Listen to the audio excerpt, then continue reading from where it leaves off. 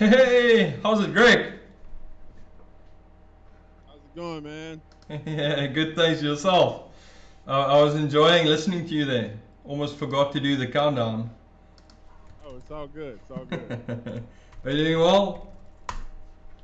Everything is going good, man. How's everything with you? Yeah, it's good. 9 p.m. where I am, midday where you are. So we're having beautiful. I think I mentioned on WhatsApp we're having beautiful winter weather. Exceptionally warm, which is good. Well, it's nice, but it's not always good. We need the rain. Uh, Well, that's and good.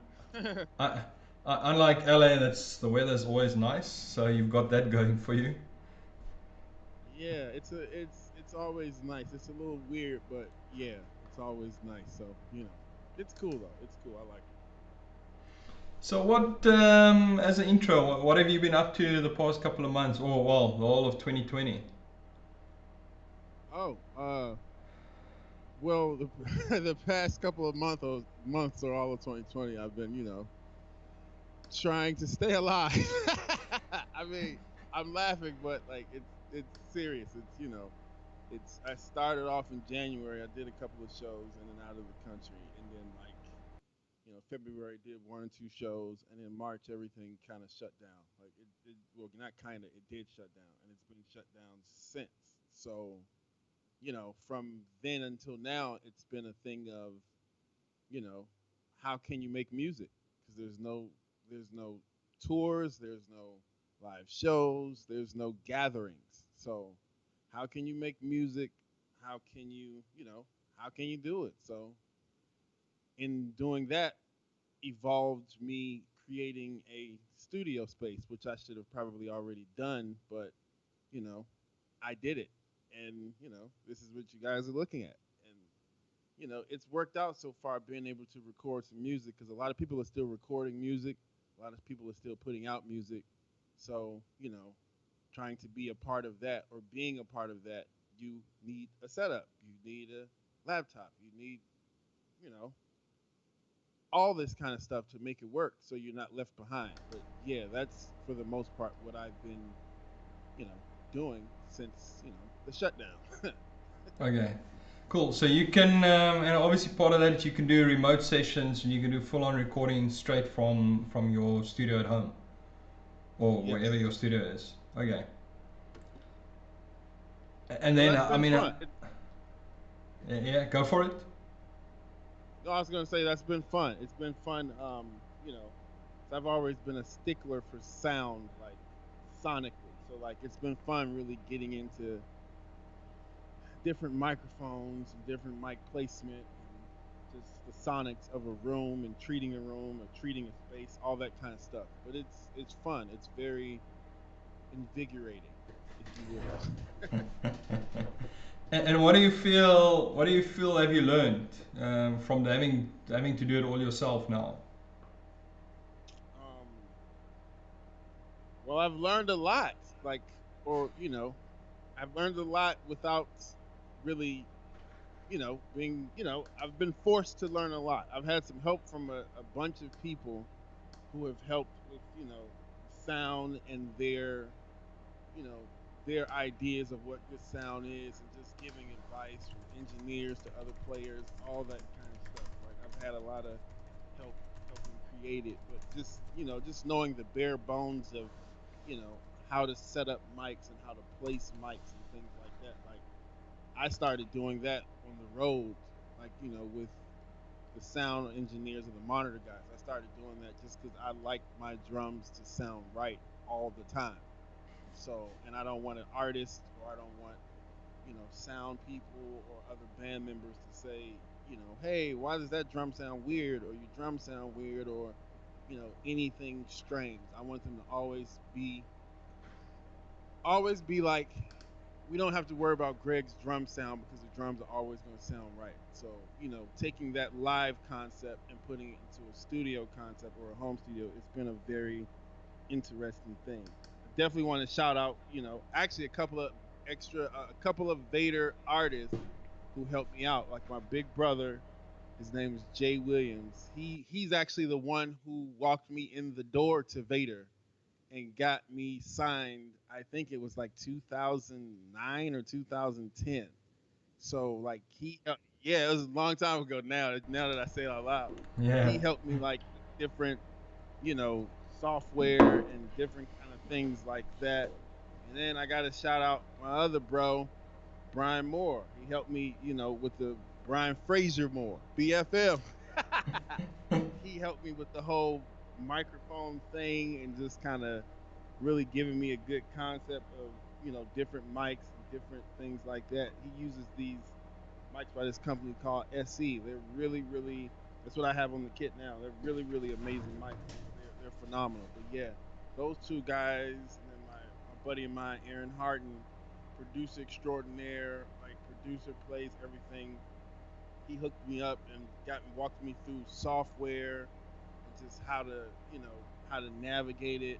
Another buddy of mine, Ethan Mechnick, he walked me through the software also, how to just, because I had to literally learn all of this, because when the lockdown started, when the whole pandemic started, like, you know we were told a bunch of different things in terms of it'll be a month, it'll be a 2 months. So I took that time to learn software and to learn things I probably should have already known, but you know I don't regret it because I learned like a lot, and I'm really enjoying this side of music, because it's a different thing to go into a studio and you record and you play drums and you leave. But when you're actually setting it up and you're running the lines and you're running the channels and sound checking and doing all the tedious work of it, it just becomes you get a whole different appreciation for it. So I'm really enjoying it, man. I'm really enjoying it a lot. And your drum and your cymbal setup, has that changed from having it all set up at home, from what you would do or from what you would use live on tour? Um, Um, yes and no. So these drums I have here, they're a set of Pearl drums. That's who I endorse. Shout out to Pearl Drums. These drums are actually the Pearl Crystal Beat acrylic drums. The whole kit is 8, 10, 12, 14, 16, 20-inch kick. And the snare drum I've been using recently is a maple mahogany uh, free floater pearl snare drum. So this is, but normally on the road I would use maple drums or some sort of a wood drum set. But here I brought these drums when I moved here, just because I didn't want to bring all of my drums. But I brought this kit, so then becomes the thing of in a studio setting, sonically dialing in to make something that is built unnaturally sound natural, like a wood drum set. Because there's a very distinct difference in sound from a wood kit and an acrylic kit. So dialing that in and figuring out how to make that sound or give the illusion of a wood kit has also been an interesting task. But it's been cool. Like it's been cool. And these drums, so pretty much to answer your question, for the most part, this is the setup that I would use on tour, depending on the artist that I'm working with.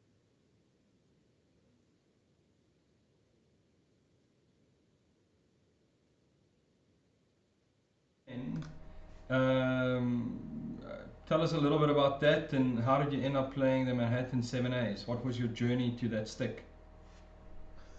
Okay. So playing. So my journey to Vater is that I've been playing Vater, on and off, like since I've since I started playing drums.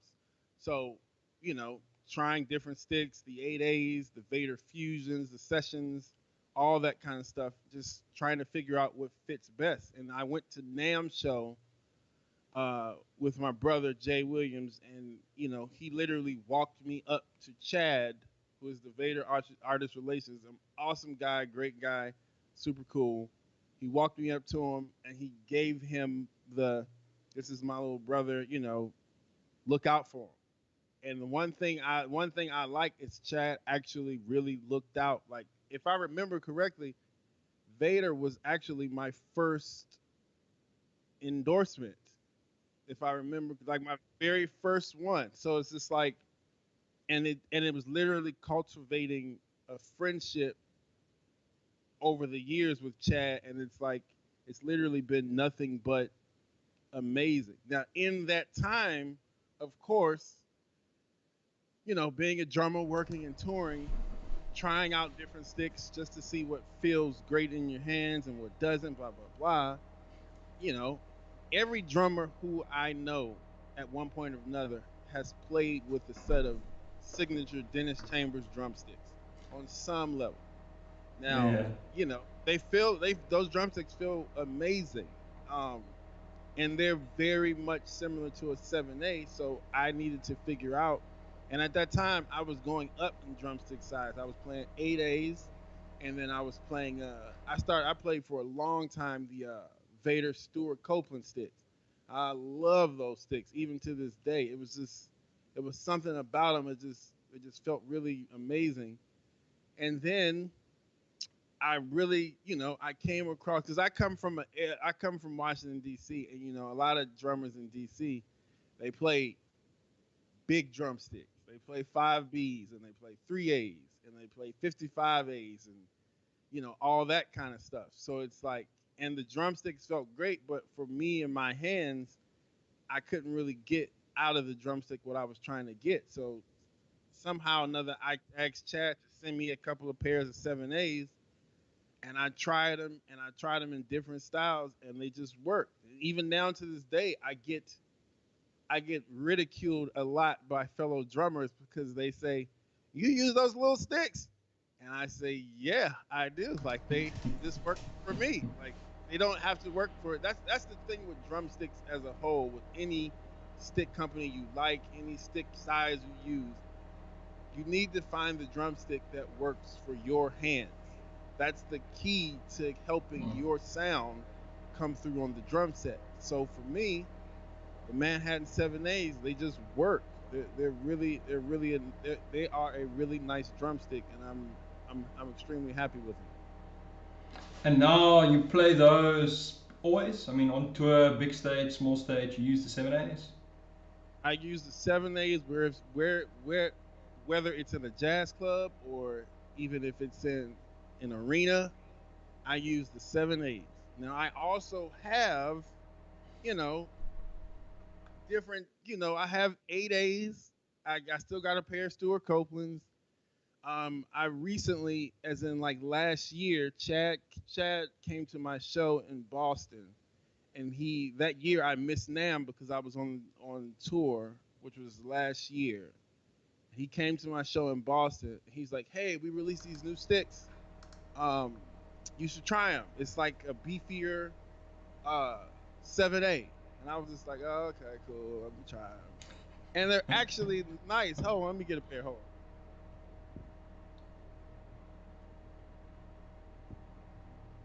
These sticks, make sure I'm understanding right. These sticks are the Big Bang Classics Big Band, and they're literally like shaped like a 5A's version of a 7A.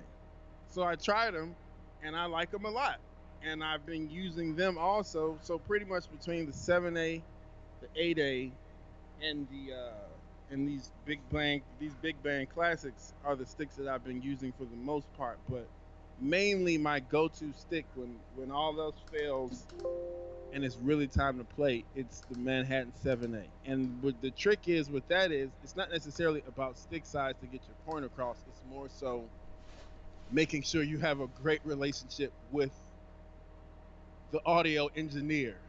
So they want Okay. to turn your drums up and they want to make sure that your drums can be heard in the house or in the club or wherever the case may be. Having that relationship can make you can play with, sticks smaller than a 7A, but they'll come through thunderous, if that connection is there between you and the engineer guy and all that kind of stuff. But to answer your question, yes. And obviously playing the 7A and not a fatter or heavier stick helps with the front of house mix. So the drums aren't 100%. that loud. I mean, so I'm sure the front of house guys like you quite a bit. Yeah, I It mean must help with the it mix. helps. Yeah, it helps with the sound. It helps with the mix. It helps to save, drum heads and things like that. Like, because you don't go through drum heads faster, you know, because it's not necessarily the size of the stick that causes the high impact. It's your actual body. Like, prime example, like, Dennis plays with a 7/8 drumstick, you know, and he plays with such a high impact where it's like it sounds like he's playing with a 5B. Or, Ronald Mm. Brunner plays with a small drumstick, but when he wants to give a high impact, it sounds like he's playing with a 3A. You just whatever works for your hands. One of my good buddies, who's also a Vater artist, Chris Johnson, he plays with, as far as I can remember, he plays with fatback 3As. And to me, that's a big stick. But to him, it feels perfect. And the object of the game is use the sticks that feel perfect in your hand. That's how you help cultivate your sound. And any other Vader models or sticks that you use to get a particular tone or sound or whatever from the kit? Yeah. So I use like the 7As, and then I use like for like effect sticks or things like that. I use like these cajon brushes that are really really nice. They're really cool for like different feels. Of course, playing on cajones, but playing. I like using them on snares, on like mid slow tempo ballads, things like that.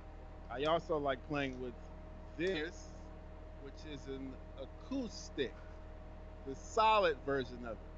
I saw these at NAM maybe 2000, if this is 2020, maybe 2018. Saw them at NAM, and I was just like, this looks very unique. I want to try these. And I had them for a while before I actually needed to use them or knew how to use them. And they work great. Like they were specifically allocated for a song on this one tour, and I love them. And of course, gotta have a set of brushes. The ones I've been using like the past year or 2 years are these wiretap woody brushes with like a drumstick feel on the actual brush, on the actual handle, but like the rest of it is all brush, and they're Yeah, really phenomenal. I like them I a lot. think I think those have actually got a 5A like body, so the grip is a Oh 5A, wow, if I'm I not did not mistaken. know that. I did not know that, but that's cool. Like I like it, but Uh, but you know what? It makes sense because when I do stuff with the brushes and then I go back to the 7/8, my 7/8 feel a tad smaller than the brushes. So it makes sense now. Grip wise, it makes sense.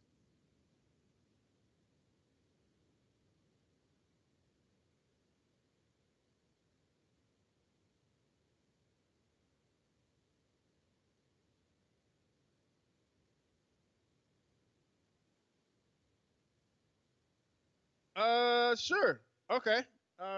Let's do that. Okay, cool. I'll do the 7A's last. I guess I'll do the huh. I'll do the acoustic first and just kind of see what I can come up with those. it could And then just I'll do the be it could just be time for me to admit that I just want to hear you play. I mean, let's be honest. hilarious. Hilarious. Okay. All good. All good. All right. Cool. I'm gonna do something with these first. Okay.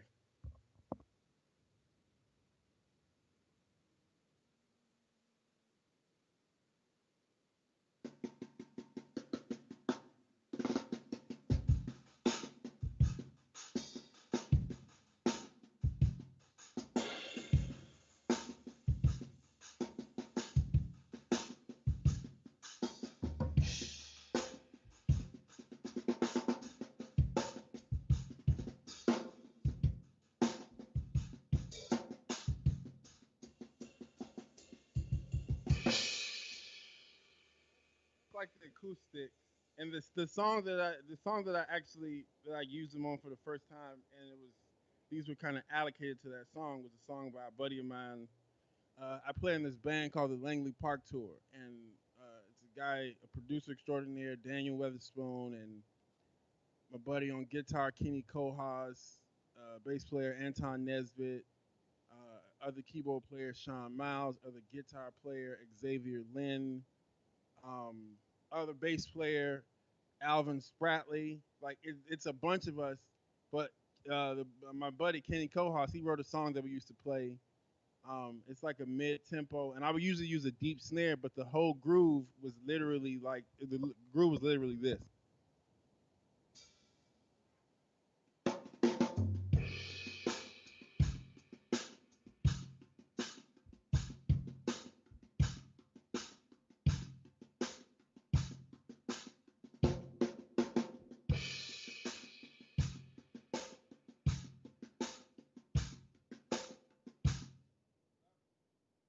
That was literally the whole groove for the whole song, but they're playing so many colors around it where it's just like it just made sense. So yeah, that's those. So the cajon sticks are, I use these more so like on ballads, like on the quiet sections or things like that. They give a very I'm actually going to turn the snare off for this one, but they give a very unique sound, um, I think. And it's, sonically they make sense for like, ballads, slow mid tempos. I mean, of course you can use them for upbeat things, but they're such a soft stick where it's like, you know, this is what I use them for. So check it out.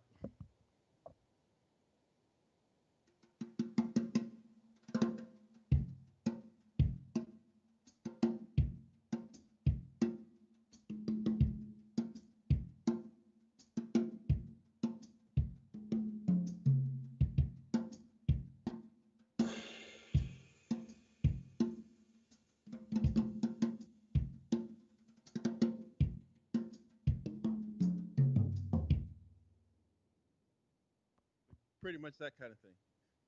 So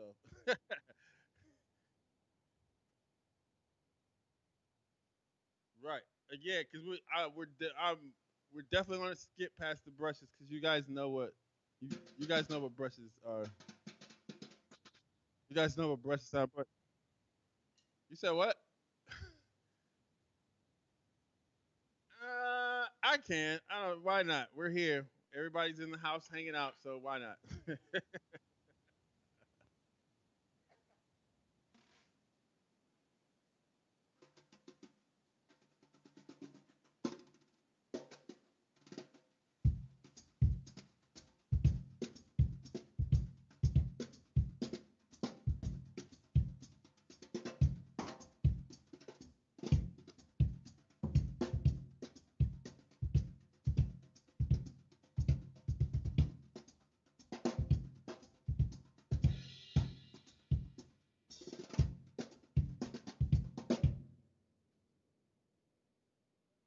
That's a brush demo. I mean, yeah.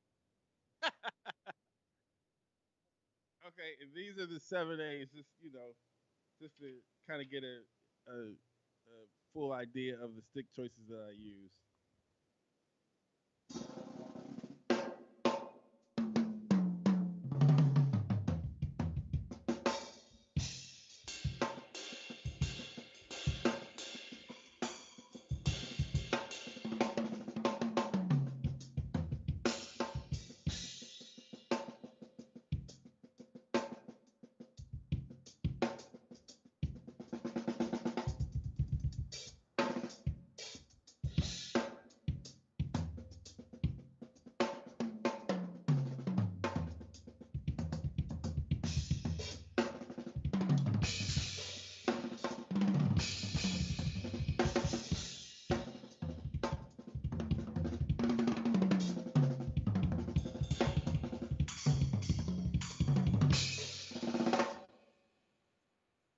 So those are like the 7As.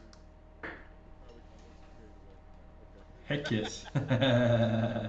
So on the sticks, we've got a question in the YouTube comments from Big Time Drum. I mean, you kind of answered, but maybe you want to add something else for them. So the question is, do you use different stick models for different situations? If so, why do you do that? Or do you use the same stick for all situations? And then glad to see you. Well, number one, thanks for tuning in. It's all love. Um, yes, I use different stick models for different situations. My main stick, again, is the Manhattan 7A drumstick. Um, I just like it. It just makes sense for me. Depending on the style of the music, um, I might go up in size in the drumstick, but mainly it's the Manhattan 7/8 consistently across the board is the drumstick that I like for what I what the stuff the work that I do, and it feels great in my hand, so that also helps a lot. Okay, cool. Let's get all the hellos. Greg Belaus, excuse the pronunciation, is saying always proud of you, Greg. And then Kenny Darrell is saying let's go Pasa. Um, Andrea Andrea Turner is saying good afternoon, nephew. Oh, hey, my aunt, yeah. Oh wow, nice. The official Gerald Scott is saying G in here. We also had, I think, oh, Rachel Clark also popped a comment on Instagram.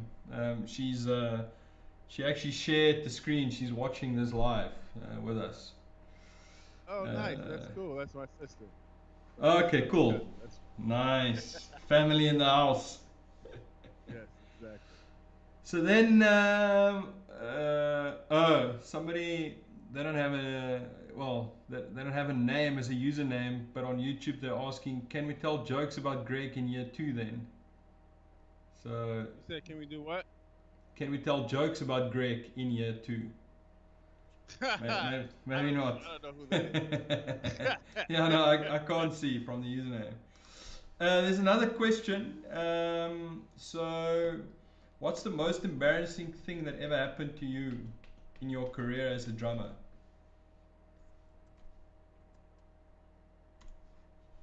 um, huh. Embarrassing. I try to stay away from embarrassing moments. But also I know if something embarrassing happens, I'm the first one to laugh at myself because you gotta, especially nowadays, you really gotta be able to laugh at yourself to get through the day. So I mean, the only thing I can probably think of is like I mean, I was on stage once and like trying to be fancy, like on a certain part, I stood up and like to get the crowd hype. And when I sat down, like I miscalculated where the seat was and I fell. Uh, so I mean, but luckily in the moment the music was broke. So by the time I got back up, like I was back on bar one, but it was just that was pretty funny. That was pretty. I mean, I couldn't do anything but laugh. But that's probably the most embarrassing. Okay, cool. So now we spoke a little bit yesterday, I think, about you getting the Kinga gig. Can you tell us how you got that? Because that was the last tour you were on, right? You were touring Europe for a month or something? That was the last tour. The stuff after that were all just like shows here and there, and Oh, then okay. Corona. The last actual tour I was on was with Kinga in Europe. Yes. Okay. And how was So that that? the tour was amazing. So it came about because a really good drummer friend of mine by the name of Calvin Rogers. He went to Poland. If I'm not mistaken, he went to Poland and did a drum festival. And then during that drum festival, he was discovered by I think the producer of Kinga's record or something like that, and he ended up recording Kinga's album. And then fast forward, some months later, it's time to tour the record, and Calvin wasn't able to go. So he called me and said, "Hey man, listen, I know these good people over here. They're good people. They can really play. They need a drummer for the tour. Are you interested?" And he caught me literally like weeks after I had just finished the tour uh, with an artist named Alice Smith. So I was like, "Okay, cool. Like the only like, why not?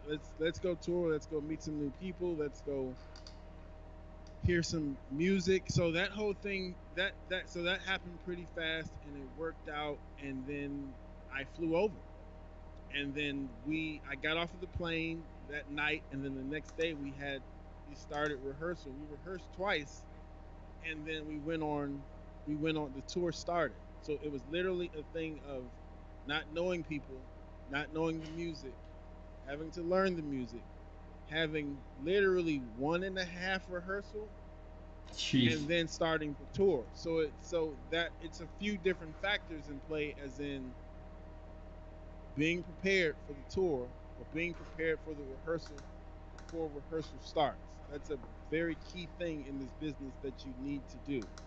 And secondly, Okay. being able to figure out different personalities that you don't know, because there's not going to be too many chances in this business where you're always going to get to work with people you grew up with or good friends. You're going to get put in situations where you don't know the people at all. And not only that, there might even be, luckily that didn't happen this time, but there might even be a small language barrier. And you still have to do the job, and you still have to have a good personality and a good vibe to be around, because music is more than, it's a whole different language in and of itself. So it's, figuring all those key components out, and then figuring out their styles and their vibes and their flows to make sure everything mesh well. um it was an interesting task, but it was fun, like, because they all can play. Kinga, Powell, Idric, like all these, everybody can really, really play. They're just phenomenal musicians that I might not have never met if I, or known of, if I didn't go on this tour. But once we started playing, I was just like, you guys are some of the best bass and keyboard players I've ever heard. But that's just how small the world is, man. And they're asking me about guys that I know that they want to get pictures with. And then, so the funny thing is, we did the 1.5 rehearsals, and we leave to do our first show. The very first show we did, like, the first show was a festival in Germany, if I'm not mistaken. And the two people playing on the ticket before us, Bobby Sparks' band. Bobby Sparks is a keyboard player from Dallas, Texas, plays with Snarky Puppy. Phenomenal, phenomenal, phenomenal. He's a whole genius in and of himself. His band played, and then after him, the Yellow Jackets played. Oh Like, wow. they had, exactly, they had been there rehearsing and recording a new record with an orchestra. So Wow. sonically and just feeling wise, they were super dialed in and like ready to kill everything. So they both played before us, which was a whole different, and it was on TV. Like, it was recorded on TV. No, And no pressure like the then. yeah, No like pressure. the TV thing, like, that's cool. And then the Yellow Jackets thing, that's cool because the drummer Will Kennedy, shout out to Will, great player, really good friend of mine, just a good guy all around. Like, we hanging out, talking, and blah blah blah, and then I figure out they're all playing before us, and I was just like, oh, okay. So now we're trying to. I'm like, all right, cool. We gotta, because we're still music things that we're kind of tweaking, and flow of the show and all those kind of things. And it ended up turning out good, but it was just those little things can happen on a tour, or on the road, where it's just like you have to be prepared for those situations. Like, you don't really get the option to not be prepared, because if you're not prepared, then you know you probably will get sent home. So, Yeah. but that whole tour, that's like the synopsis of how I got that tour, and it was fun. Like, it was really fun. The music was just it was just a great body of work. Like, this emotionally, it was like a whole roller coaster of just great music. And everybody who keeps asking me, Kinga can actually really play the bass guitar. Like, she's a phenomenal bass player. It's not like a internet gimmicky thing. Like, she can actually sit down with grown men and plug her bass in and really, kick some butt. Like, she's a phenomenal player for real. But that's the story of that whole tour in a nutshell. And then you mentioned just at the beginning you were saying about being prepared or showing up prepared for a tour. Do you have any tips for up and coming drummers? Just how did you prepare for that tour, knowing that you're not going to have a lot of rehearsal time together? Well, I got sent the music about 2 weeks before I left to go start the tour. So in that time, I sat down and I sat down on my drums and I literally started playing to the music and internalizing the music and asking questions. My buddy Calvin recorded the record. So I called him and I said, "Hey man, what was you thinking when you played this part?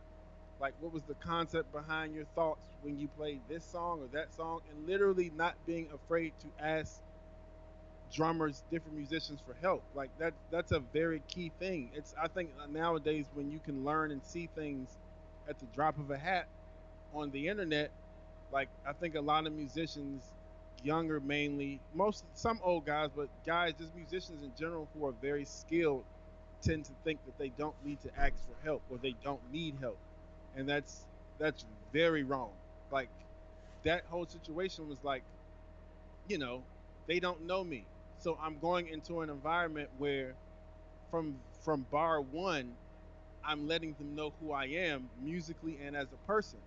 So I gotta know this music to the point where in rehearsal, it became a thing of, well, Greg, you know that song, so it's like that kind of thing because they hadn't really played the music since they recorded it, and I came in like literally executing to the point where the producer was like, "Wow, I'm just surprised that you know all the music," and I was just like, "Okay." Like it was literally, and so one of those things was like literally internalizing the music daily, carving out time every day, making notes and learning the songs and learning the feelings behind the songs before you meet these people. So when you sit down to interpret the song with them, it's almost like you all been hanging out forever. So literally, the tips I would say is, you know, literally, and I just said literally 3 times. That was too many times. But like internalizing the music, taking time to sit down with the music on some level, just literally those two things, and being aware of music as a whole, just like having a catalog of music.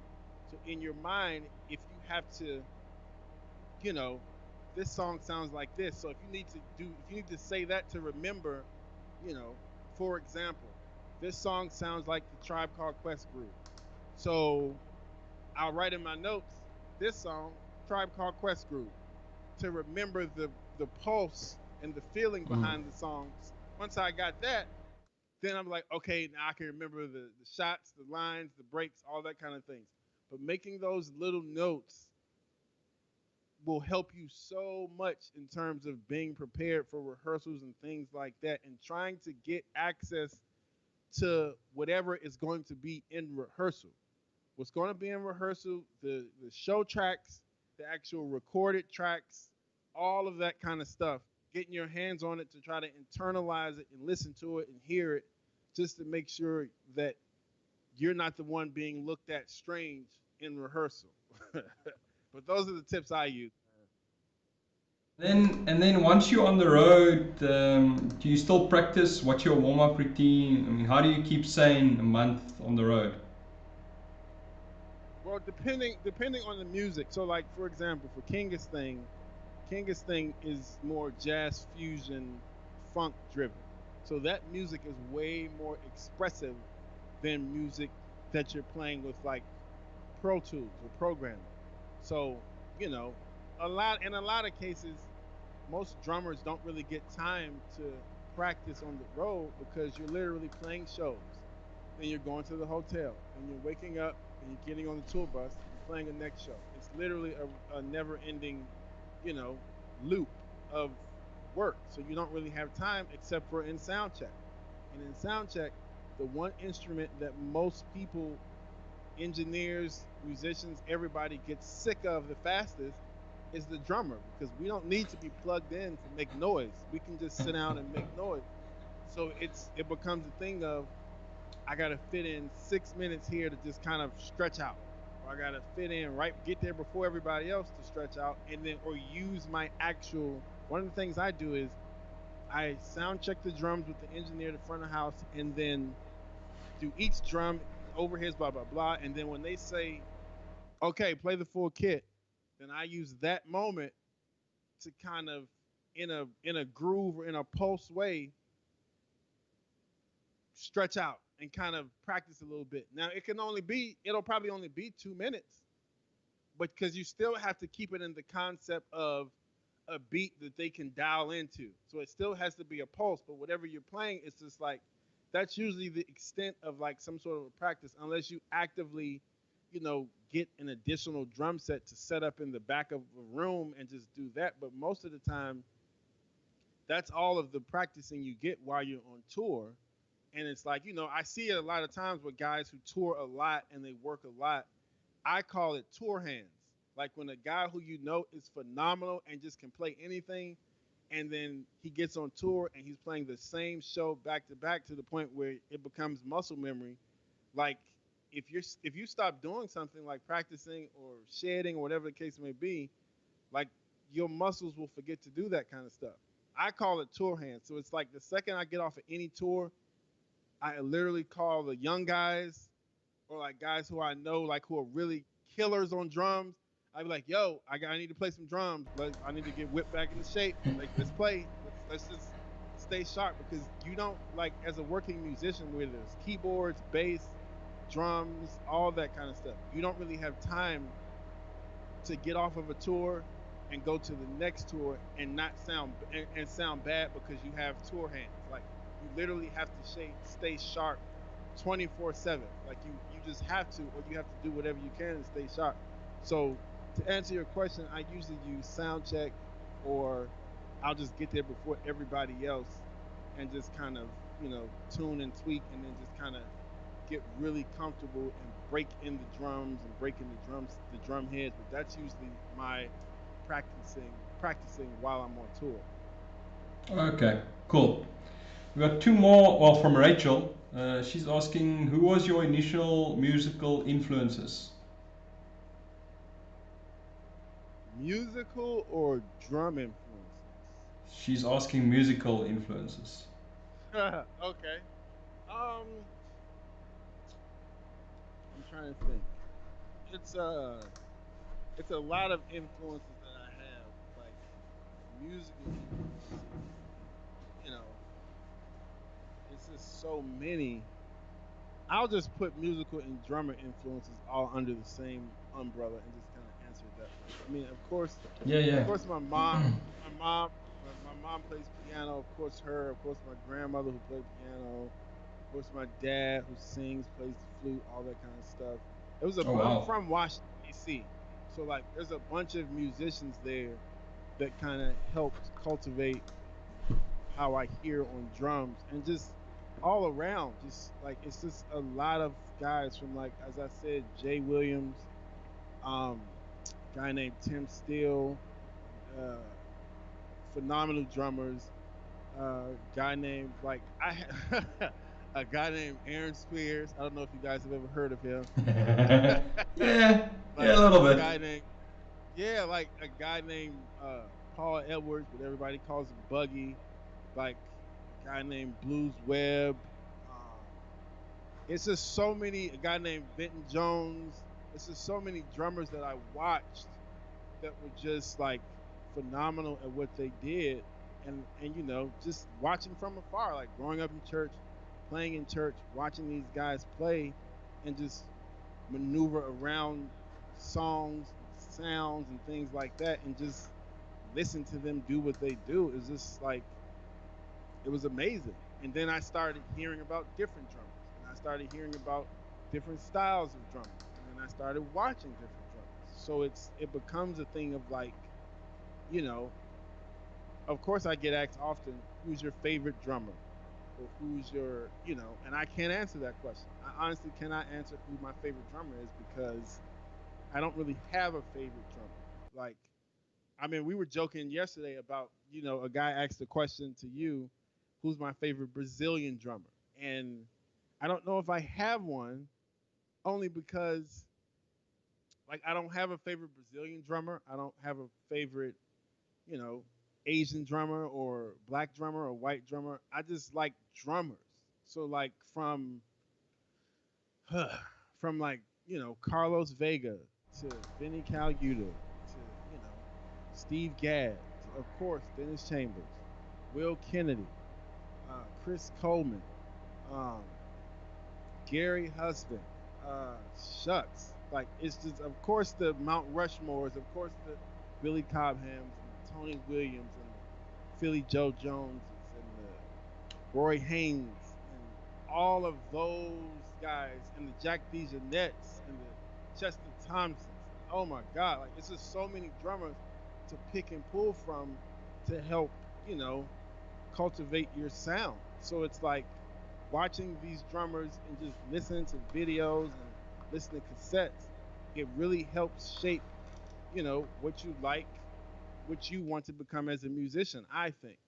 So literally all of those people and even more, like it's a whole different breed of drummers now that are coming. A bunch of young guys, because I'm considered an old guy now, which is crazy, but there's a bunch of young guys you know, from all over. Like, especially in DC, you got guys like we call him Hayes Mays, but you got guys like his name is Hazeman. You got guys like Brendan Mills. You got guys like Shucks, like Lil Gabe. You got guys like um God, Lil Rod. You got guys like the guy who I mentioned earlier, Paul Edwards. We call him Buggy. He has a son. His name is PJ Edwards. He's a phenomenal little drummer, man. Like he's just dope. He's just like all of them. That's their whole little clique. You got Lil Jordan. You got, and that's just in DC. So like in the DC area, we call it DMV. It's like DC, Maryland, Virginia are drastically close. So all of those drummers from like Baltimore to DC to Virginia, like they all, it's like a melting pot of just drummers. So like, and those are the young new guys, and then you got guys from Chicago. You got guys like Lil Clem Poindexter, and you got his little brother Jermaine Poindexter, and then you got shucks, man. Like it's literally as I'm sitting here trying to calculate it, like it's literally so many drummers that's just like, oh man, you got Josiah Maddox, you got Leonard Maddox, you got Wendell Lowe. Like it's so many drummers in different cliques. Um, the Dallas, Texas guys like Mike Mitchell and Klingon and Tehran. Like it's so many guys that's just like it's at this day and age, it's impossible for young drummers to say, I never heard of that old guy. Or for old drummers to say, I never heard of that young guy. It's so many Mm, different drummers, so much information that all you got mm. to do is just sit back and listen. And like, you'll be able to hear the guys. You'll be able to tell like, oh yeah, he's one of the good ones. Like it's just it's so many good guys, man. Cool. We, I can see you getting passionate about this, eh?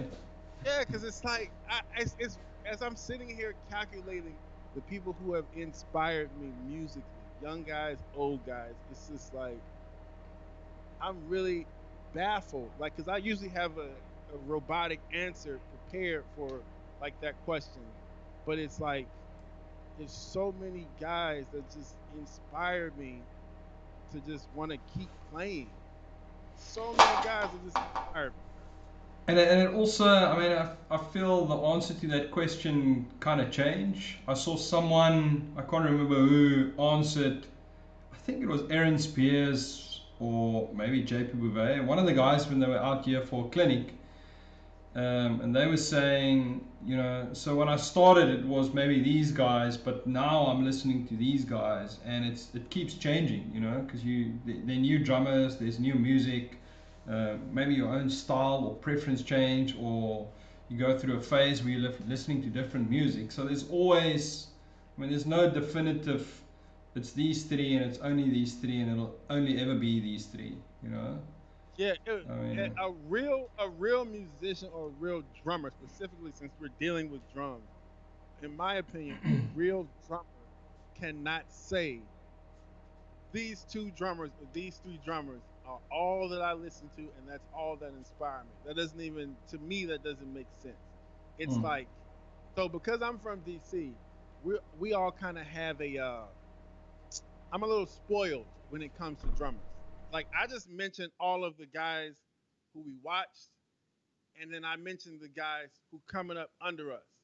I didn't even mention the guys that are right here with me in terms of like we all in the same age bracket, like, you know, Lil Mike Reed or Jamal Moore, Steve Johnson, or like Shucks, or Reggie Johnson, or Jordan Hunter, or Elliot Jeffs, or like it's so many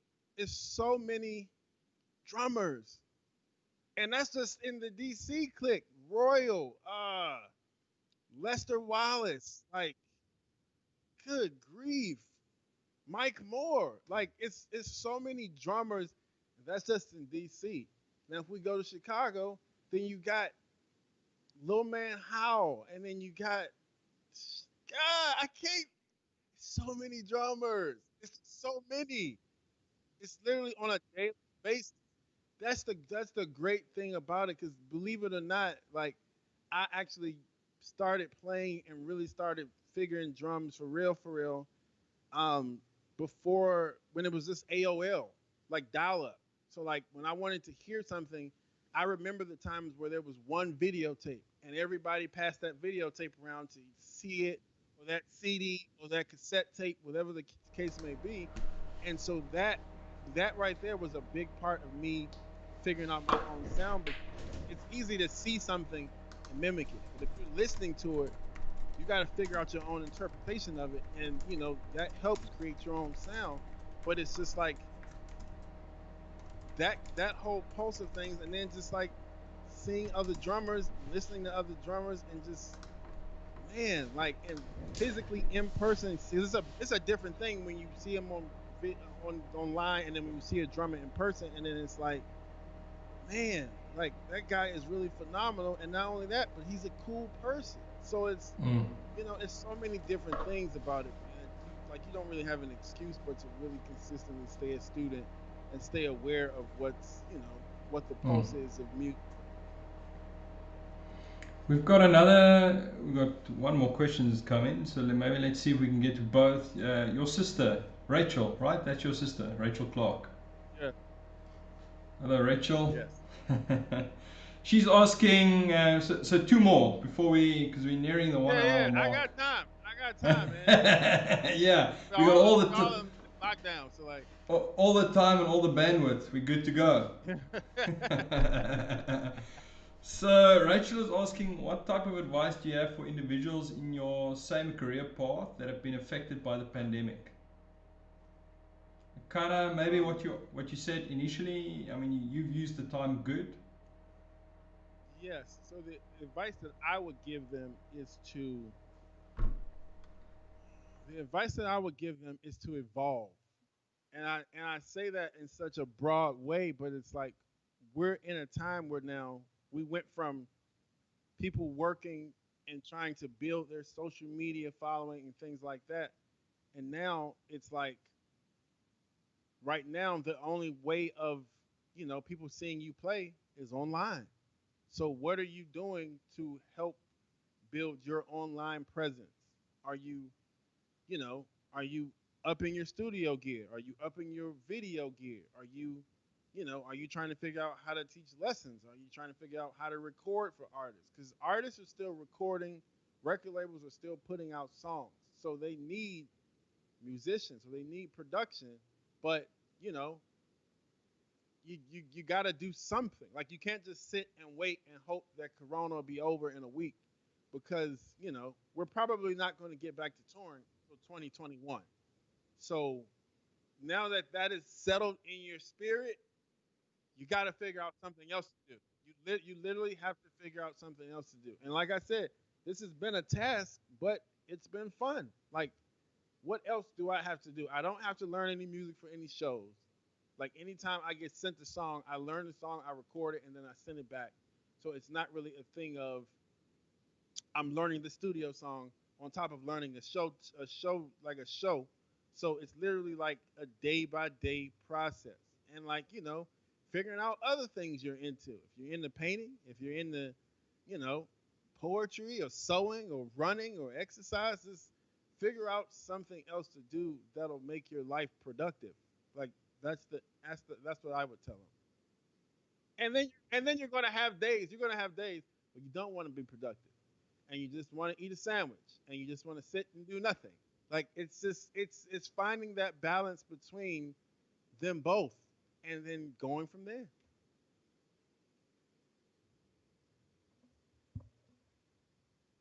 We can do the other one. But go ahead. I'm listening. Go ahead and read it. I just gotta plug my computer in before it dies.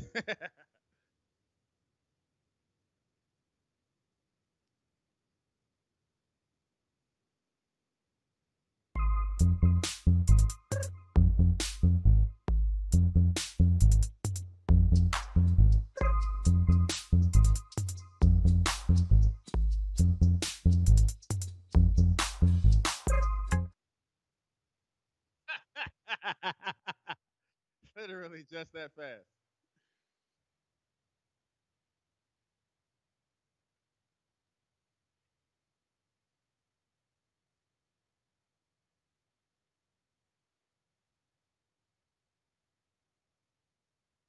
That's funny. That's cool, man.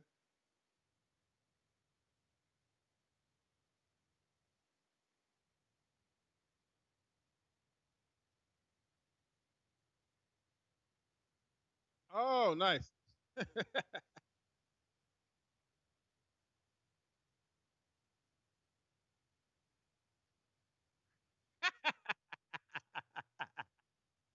That's funny.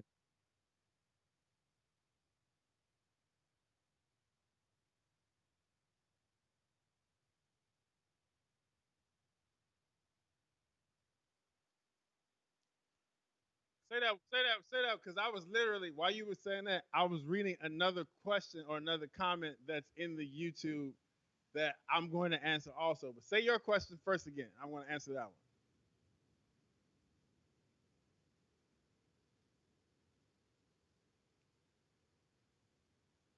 one. Okay. Well, for me, one of the tips that I use is time wise, definitely practicing with a metronome or practicing with songs or anything like that.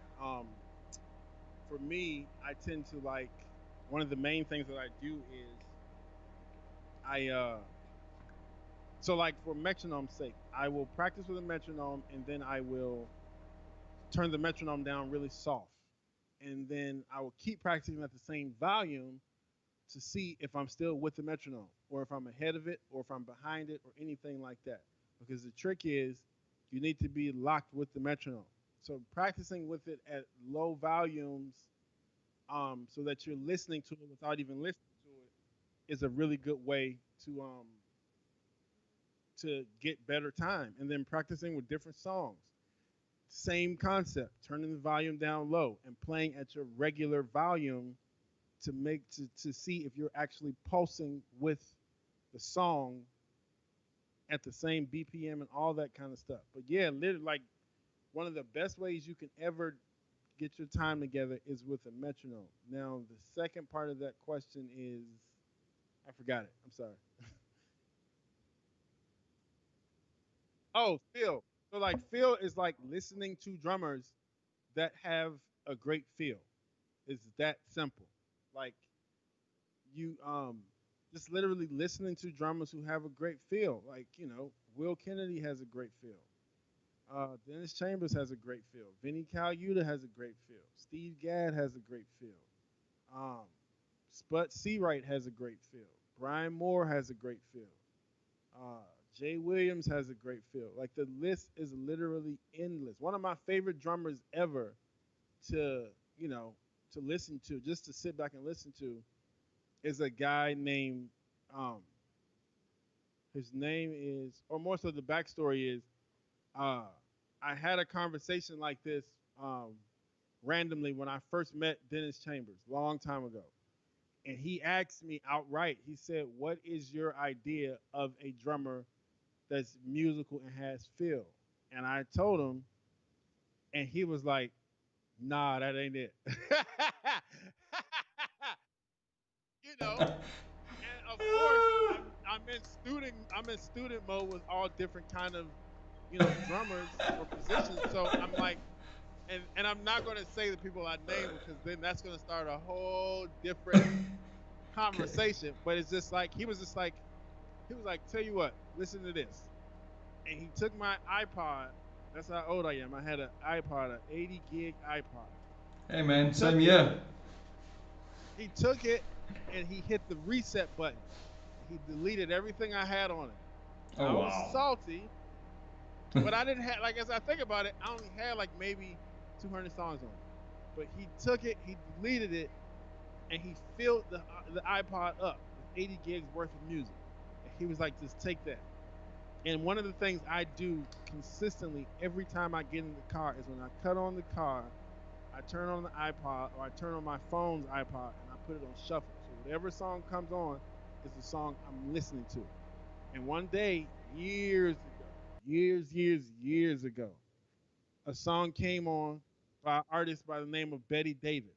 And if for people who don't know, Betty Davis was married to Miles Davis. And it was a record, um, and the drummer on there was a drummer by the name of Gregorico. Um, and he's played with Sly Family Stone, all of that, all of Graham Central Station, Larry Graham, like all of that. And he had such a vibe, such a feeling that I was like, yo, this black dude can play. And then when I actually met him, I was like, he's a 5'9" white guy. And I was just like, holy crap. Like I couldn't like it couldn't process it because I had never seen a picture of him.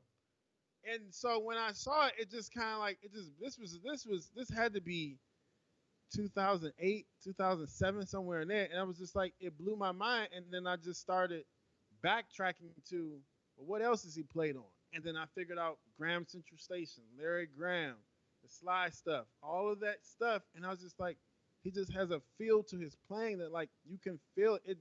Having a feeling to your playing is an emotional thing. It's not like, drums are a very emotional instrument. So like you can feel when somebody is enjoying a song, enjoying playing a song, or not enjoying it. Like that's the thing to help with the feeling. Like it's things on YouTube, but like literally sitting down or literally watching drummers that have a great feel will help you. And then playing with musicians who have a great feel, because that'll help you a lot. But yes, to answer your question, that that's what I did in terms of timing and feel. Just listening to drummers who have a great vibe about music and just has a great pulse and just trying to figure out what they did and going from there.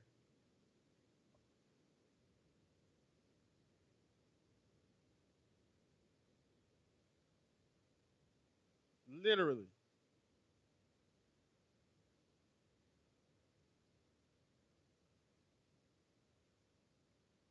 He gave me all kind of music that I had never heard of.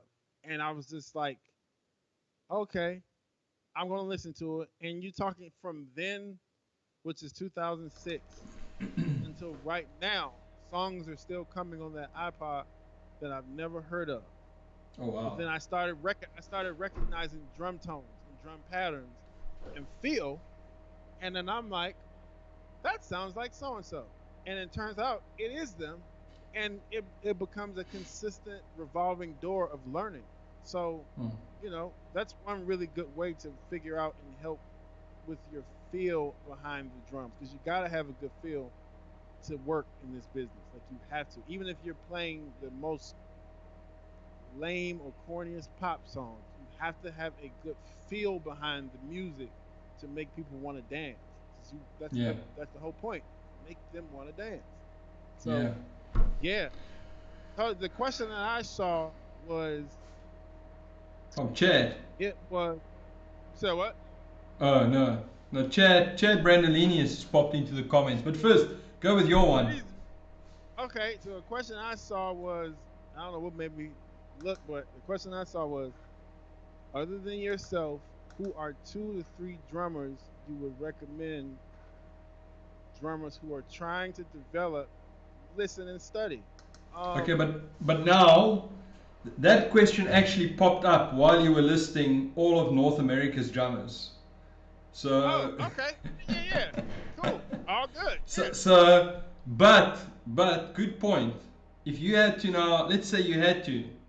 So I mean, the question is quite specific because he says, other than yourself, obviously, who would you recommend drummers are trying to develop to listen to and study? I mean, if you're trying to develop, if you had to pick three, you're new to the game, you got to develop, you got to go study three guys to develop yourself. Who would that be?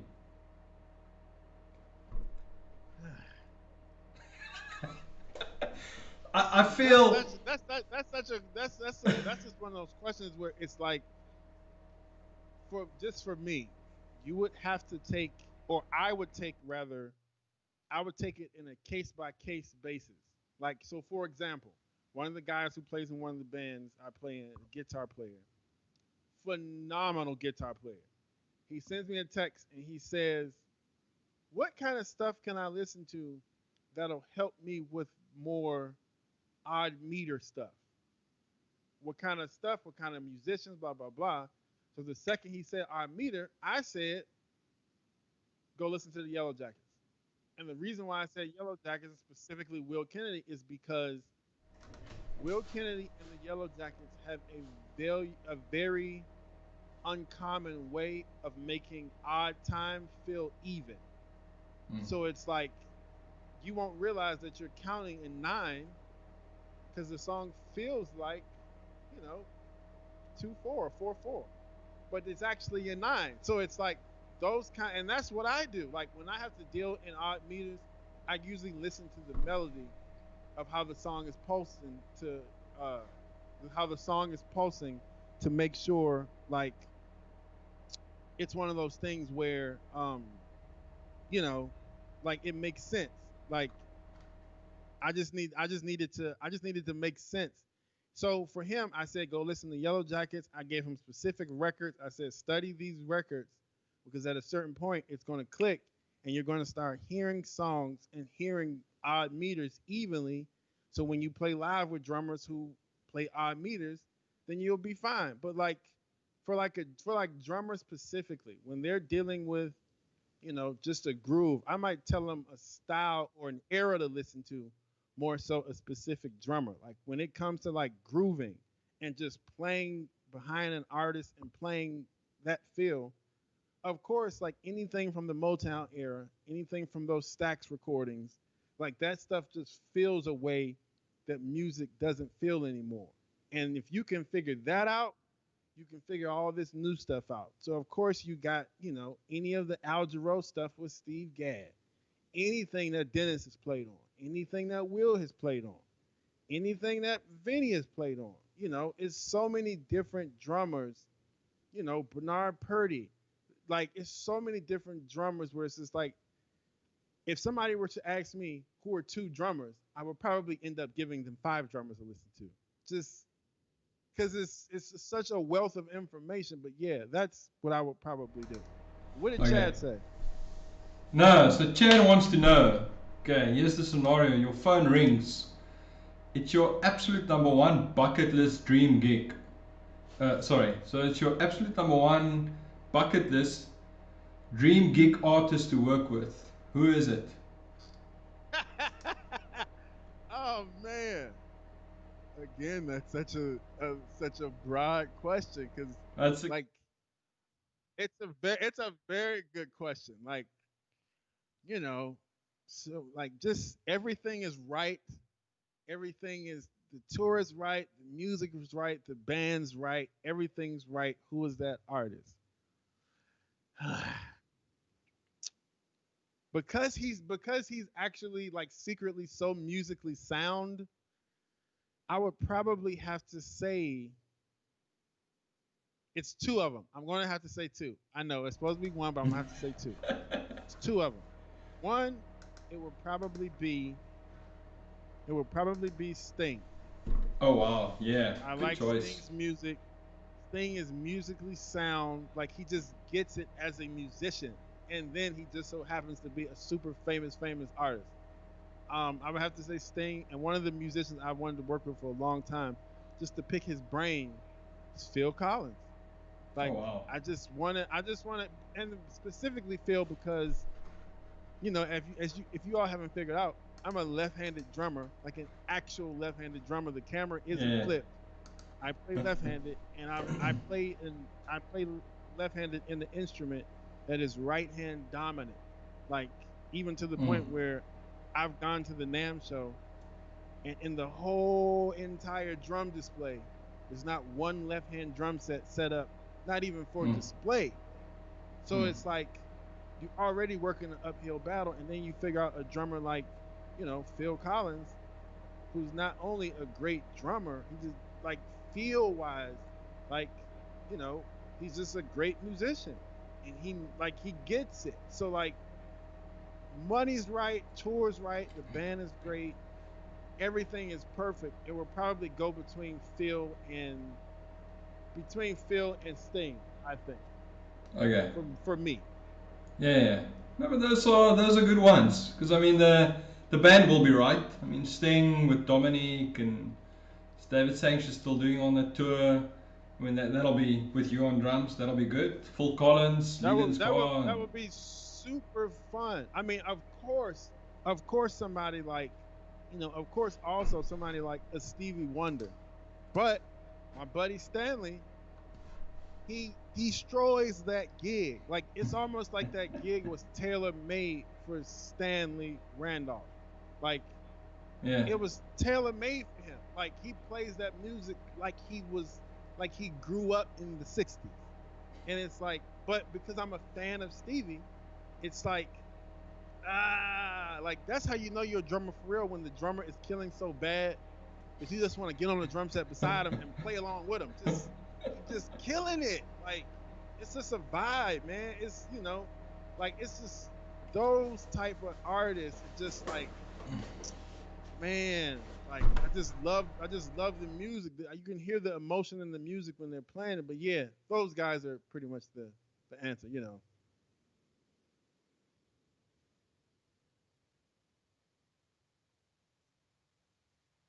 Okay.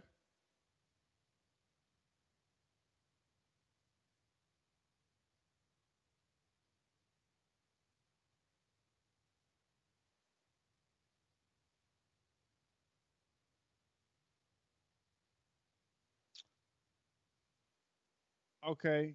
Um, so my influences in terms of drummers of left-handed are very small. Not because I don't watch them, but just because I'm not aware of them. It's like slowly I'm learning one at a time, one at a time, because like, I'm literally probably one of three left-handed drummers, that I grew up with. Everybody else plays right-handed, so you get so comfortable watching right-hand drummers, even left-handed drummers who play right-handed, where you don't Mm. really see it often. So, what I mean? Of course, there's guys like, Jelly Bean from More Stay in the Time. Uh, there's a guy in Europe, um, Felix Slarman. He plays all the way left-handed. He's phenomenal to watch. Um, there's a new guy in DC, Stan Banks. Like he's phenomenal to watch, and he's all the way left-handed. And like the first time I met him, I thought he was a security guard. Like he's just a buff guy, and then he sits down, and I walk in the club, and I'm like, "There's a left-hand drum set," and he's like, "Yeah, yo, those are my," and I was like, "Oh snap, that's really cool." But just like literally that kind of thing, and it's just literally daily finding and figuring out drummers who are actually left-handed. Like it's a weird thing that I'm intrigued about. Like probably a couple of months ago, Sput Seawright did a live web thing with myself and with him and with Chris Johnson and with Gordon Campbell, Will Kennedy, Nissan Stewart, who's another Vater artist. And it was the Left Handers podcast. And I didn't think about it at the time. We left out another left hand guy who I love to play. He's from Atlanta.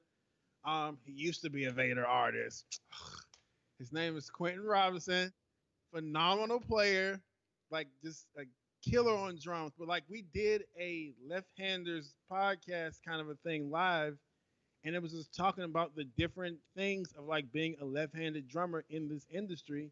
Because a lot of times, especially in clubs, like me being a full left-handed drummer, I would have to sit down sometimes and play right-handed and get my point across right-handed because they didn't have time for me to switch the drums around. So all those little things. But yeah, that was literally my influence in terms of like left-handed drummers. And then again, Jay Williams from DC, my buddy who's literally played for everybody.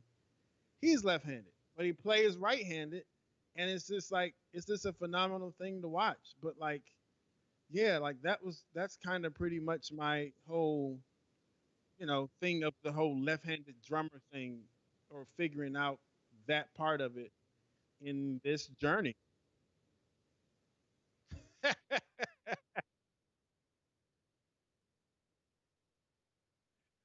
Oh, that was so funny to me. Yeah. I disappeared upstairs quickly just to change something on my laptop.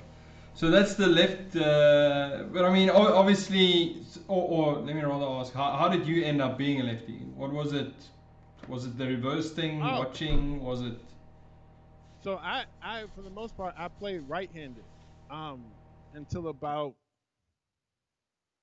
10 or 11. I played right-handed, and then one Sunday I went to church. Um, I went to church on a Sunday where I normally would go to a different church. I went to church, and the drummer who played for that specific choir, he moved the whole drum set left-handed. A guy by the name of Robert Woods, and I watched him, and I was just like, "Why is he moving the drums?" And he started playing, and then after service, I went over to him, said hello, and like asked to sit down on the drums, and I sat down and I started playing, and I was just like, "This makes so much sense to me. Like it just makes sense." So like that was my introduction to playing left-handed, and then even in that moment, in a lot of cases, I still had to play right-handed, but kept chasing the whole being left-handed thing and playing left-handed and actively doing that, and that was the introduction to it, and then became the slow crawl of finding other left-handed drummers, and it's a really slow crawl, man, because it's like it's not that many. And if it is some, like they definitely don't get the same recognition as right-handed drummers because there's so many right-handed drummers. So Mm. but I enjoy watching different left-handed drummers, man. I enjoy it. It's fascinating to me because even to my eyes, it looks strange, but it makes sense. Mm. Like, sometimes I would have to watch a left-handed drummer in a mirror so that it's right-handed, so I can say, "Oh, okay, I get it. Like, it makes sense." It's such a weird mind thing, man. It's cool though. Yeah. Okay, cool. So to wrap it up, where you don't have any tours lined up or any gigs lined up, where can people see you next that you know of? Yeah, I have zero tours lined up.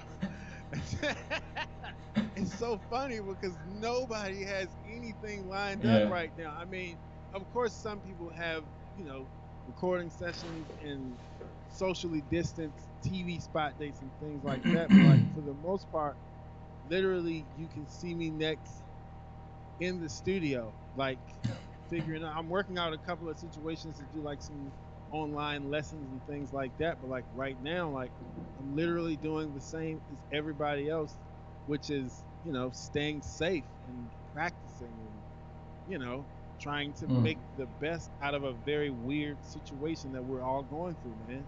How is it Yeah. actually over there in Cape Town? So we had a full, in March, we had a full national lockdown, the whole country, level 5. So only essential services. So you were in food stuff or police or medical or whatever, you were allowed to go to work. But other than that, full lockdown. We weren't allowed to do anything. Schools closed, businesses all closed, everything.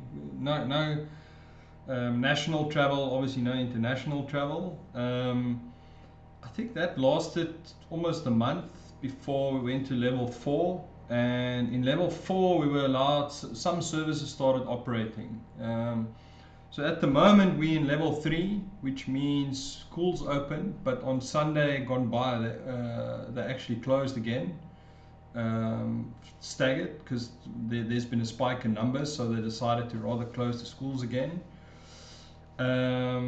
We got food delivery, but it's got to be non-touch, so you can have the Uber Eats drop off food, but they put the bag down. You got to take it out yourself, and it comes with a whole bunch of instructions. You got to, sanitize your hands.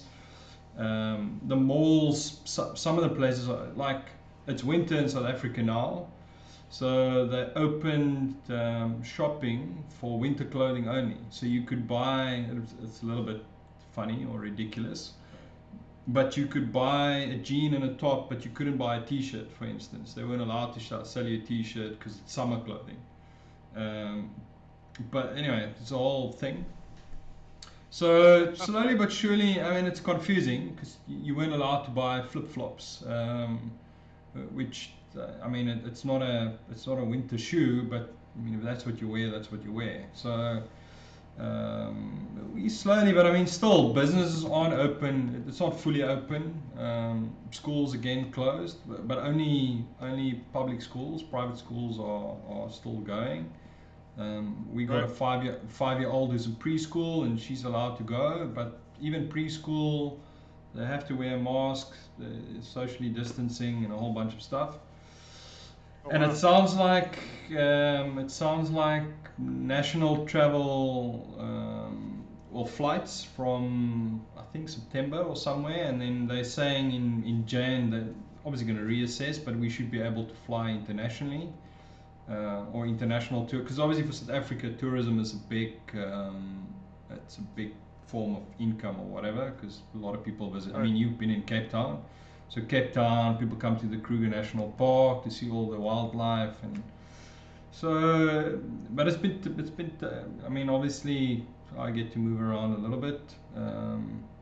We've got a venue not far from here. The guy is in sound hire, so he just set up all his gear in his warehouse, and he's doing live streaming now. So you can go there and you can pay $50 or whatever, and you can watch a band, and then it's live. You sit at home and you just live stream the show. Nice. So, which kind of helps for local artists, and people can get to see their bands. But still, I mean, it's not gigging. It's you can play once a month, or you get a shot once every 6 months or whatever, because it's only one venue. But yeah, it's tough, eh? For musicians, it's tough, like it is everywhere. I hate to say it, but that's the one good thing that kind of makes everybody like just sit back and stop, because it's like it's kind of the same everywhere.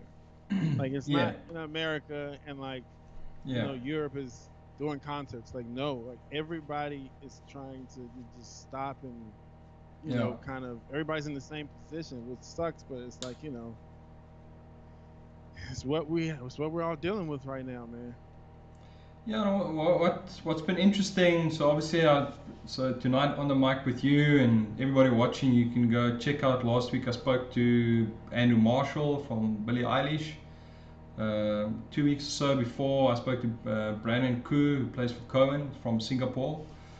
And everybody else I've been chatting to, it's kind of like what you were saying. It's just, evolve, morph, whatever, reinvent, do whatever. You've got this time now. So I mean, Andrew he bought a Roland VR1 HD that he can do live streaming, and you can do one-on-one sessions. He's also set up his studio at home properly. The same with Brandon Koo. I mean, everybody's been doing. I mean, if you're sitting at home waiting for tours, then like you say, I mean, you're gonna wait a while. So now's the time to, what do? You got to look around and say. I mean, it's the same. If gigs dry up or you come back from tour and you've got nothing else booked, you've got to come up with something, I mean, that's part of the risk, but also the beauty of being a musician. There are no guarantees, but while it's going, it's beautiful. That's very true, and I think once it starts back, Like it's going to be really beautiful. I think it's going to be an influx of work for like Mm. everybody because everybody's going to want to tour. All the promoters are going to want to promote. All the musicians are going to want to play. All the Mm. artists are going to want to sing. So like it's going to be a whole. And then for people who've been sitting in the house, they're going to want to go see concerts. Want to go feel Yeah. some type of inspiration. So Yeah.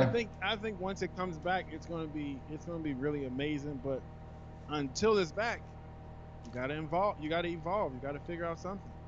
Yeah, exactly. So for now, people can follow you, obviously Instagram at Greg Clark Jr. You got a, Literally everywhere is Greg Clark Jr. okay, your YouTube channel, Facebook, everything is the same. Cool. So Everything. if they want to follow you, Literally stay in everything. touch. Like a, Stay in anything. touch. Hit me up if you got questions. All that kind of stuff. Like I'm an open book. Okay, cool, man. And people obviously want to send you music can reach out to you. Your email, I saw it. Well, obviously they can contact you via Instagram. They can contact you on Facebook or whatever else. Yeah, I got the whole email thing. All that stuff is set up on. It's set up on Instagram. It's set up on Facebook. It's set up on Twitter. It's set up on all of those places. So like literally, there's the same email and all. Like I'm a very reachable person. You got nowhere to go. Nowhere to go, man. Cool, man. Shot. We're gonna play out with you. We actually started out the chat with you playing the TikTok jingle, where we're gonna play out with that. I want to say thanks to you. Thanks for your time. Thanks for your support as a Vater artist. It's always nice when something, a post of yours pops up. I mean, I said I'm a fan of your drumming. It's always nice to watch you drum. Yeah, you drum.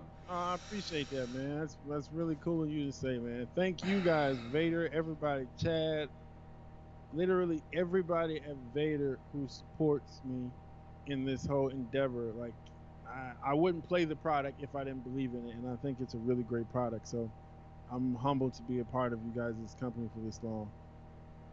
So Cool, thank man. you. Yeah. Sure. Thanks. Cheers. We'll chat again soon. Thanks for the talk. Yes, thank you for having me, man. Cool, man. Cheers. All right, later.